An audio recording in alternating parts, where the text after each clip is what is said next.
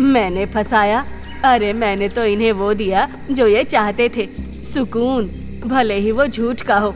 देख राजू, अब तेरे पास दो रास्ते हैं, या तो सच बोलकर मार खा और गांव से भाग जा, या फिर मेरे साथ मिलकर राज कर।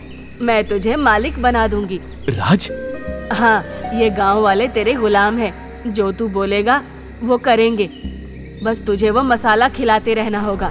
राजू की आंखों के सामने सरपंच द्वारा मारा गया थप्पड़ और लोगों की गालियां घूमती हैं। उसका चेहरा बदल जाता है। आप सही कह रही हो माई, ये लोग लात के भूत हैं, बातों से नहीं मानेंगे। लेकिन क्या? लेकिन एक म्यान में दो तलवारें नहीं रह सकती।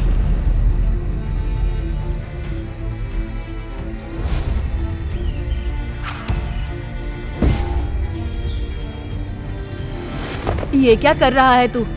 मैं तेरी गुरु हूँ। गुरु गुड़ रह गया, चेला चीनी हो गया माई। तो कल को मेरी पोल खोल दोगी और सारी कमाई तू ले जाएगी। अब से सारा मुनाफा मेरा। अगली सुबह राजू के ठेले पर पहले से भी ज्यादा भीड़ थी। राजू के माथे पर अब एक बड़ा सा तिलक था और वो साफ सुथरे कपड़े पहने था।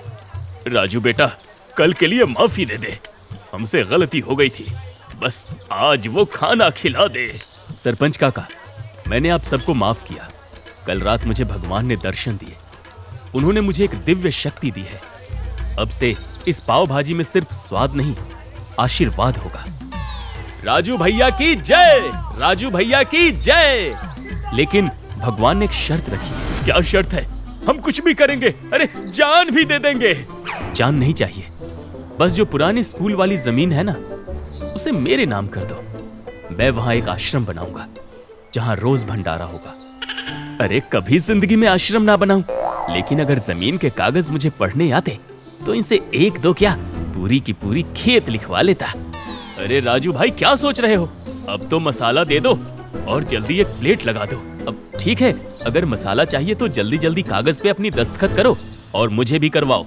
और सुन लो, एक एक आदमी एक हाथ से कागज लाओ, एक हाथ से दस्तखत करवाओ।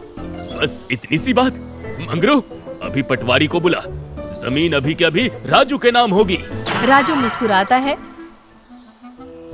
और भाजी पे वही मसाला छिड़कता है। तो लो, चखो स्वर्ग का स्वाद। गांव वाले जानवरों की तरह खाने पर टूट पड़ते हैं। सरपंच जमीन पर बैठकर प्लेट चाट रहा था तो कोई खाली प्लेट बढ़ा रहा था।